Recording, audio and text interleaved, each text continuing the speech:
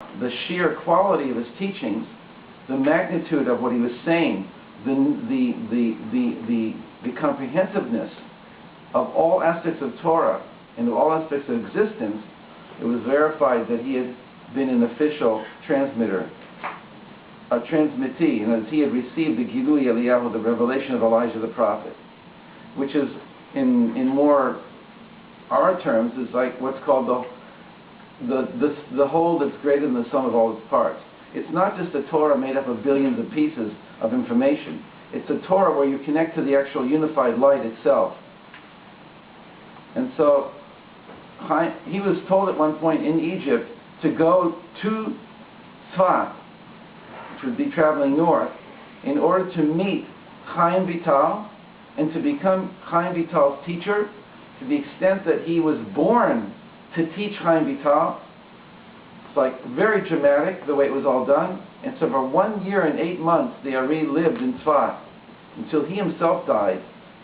And he taught Chaim Vital and a number of other circles of students. There were circles. There was 10 in the inner circle, and there was 10 in the outer circle, and 10 in the outer circle beyond that. The Ari taught for 1 year and 8 months, or 1 year and 10 months, I'm not sure. Very short time. And then passed away, and for the next 40 years Chaim Vital continued to write and to convey into writing, into various different forms, the teachings that he received from the Ari. It was so transformational for him. The Ari revealed to Chaim Vital his past incarnations, who he was, who his soul was, why he was born. Chaim Vital himself wrote a diary, which basically an autobiographical diary. It's called Sefer Chizionot, the Book of Visions, in which he records his dreams, his visions, his problems. It's all like, you don't see something so unexpurgated in those days. What was because the Ari completely revealed to him who he was. And he felt that it was his job to write things down, to commit things to writing in a way that would, on a secret level, would be a message to other souls. One of the messages was, even if you've done wrong, you're not a lowlife.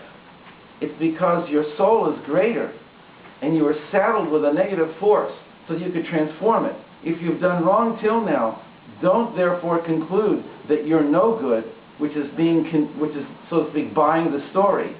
No, you are good. So the emphasis is on you are good, you are a soul.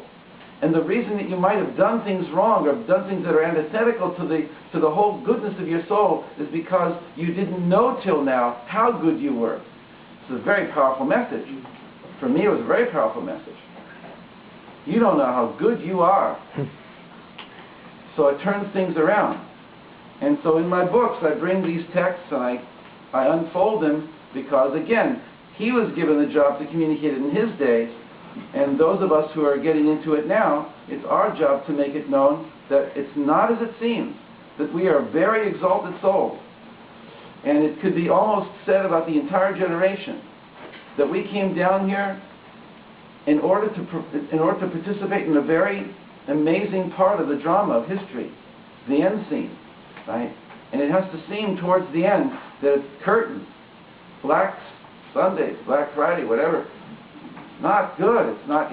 There's too much chaos. There's too much antithesis to what mankind should be aspiring to see certain phenomena rising up, and there's certainly anti-Semitism. Like, what do you need that for? It's a total misunderstanding of who we are and what we're about. Our teachings are extremely universal. So the vendor is sleeping, or something is wrong here. He should be communicating. He should be communicating to his generation the power of universal teachings of Judaism in the marketplace of ideas. So, top of the page, we have explained that there's a single coherent light, which is called the light of the quarry of souls. There, at that exalted level, all souls that have descended below are still included in undifferentiated unity. Because I'm traveling, I don't have the Hebrew with me, but it is my translation. And the point is not any kind of detail here or technical concept. It's just that that the point here is that all of our souls root up into one great collective soul. We are, or if you want to do it even a little bit more than soul, is that we are all one in God. We are still all one in God, but it has to seem that what is called stage one is that we are all one in God. There's undifferentiated consciousness. There's no consciousness. We can't look at each other in the Ein Sof. We don't exist per se. It's said that we exist in a state of non-existence. It's an actual expression from 750 years ago. We existed in a state of non-existence, which is deeper than potential. The example they give is a sea, a beautiful clear sea, almost like you'd be looking down from a helicopter into the Caribbean. And you can see the sea bottom. And it's like, wow, beautiful water. It looks like you even drink it. You taste it, and it's salty. Wow, that's strange. It doesn't look like it's salty. Well, if you suck out and vacuum out all the water, you'll see that there was sand there the whole time. But because it was so refined, the sand was subsumed within the water. And so it wasn't visible. It didn't have any existence on its own. It was subsumed. It existed in a state of non-existence, so to speak. So our souls and all everything that all the potential for creation existed within the infinite in a state of non-existence. It's a very powerful idea. And it's in an essay that I wrote based on this 750-year-old text, and the essay is called The True Jewish Concept of Infinity. So stage one is when everything is in the infinite, whatever that means. It's in the infinite, but there's no consciousness of self. Stage two is that the infinite hides its own light. It sucks out the water of its ubiquitous being and leaves the sand. So stage two is the possibility of individual existence. And that's painful, that's traumatic, that's like a baby being born, that's loss of unity with mommy. That's stage two, and we have a lot of stage two, a lot of examples of stage one, stage two, stage three. It's paradigmatic, it's part of life, and so certainly it's part of Jewish. That's Abraham, Yitzhak, and Yaakov. It's Passover and Shavuot, but in the middle, the Omer.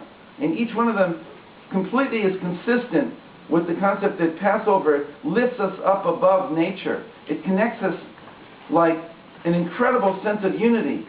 We don't have individual existence. That's why the astrological sign for Passover in the Jewish calendar is the sheep. The sheep don't work for a living. They're just cared for by the shepherd.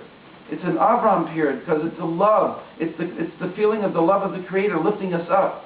It's called Nisan because it's miracles. Wow, this is what we wanted. But then after the miracles, we get plopped down into the hard work of reality of the next month and a half, which is characterized by Taurus, by an ox that works hard, that digs deep. And symbolically speaking, oxen don't like sheep, right?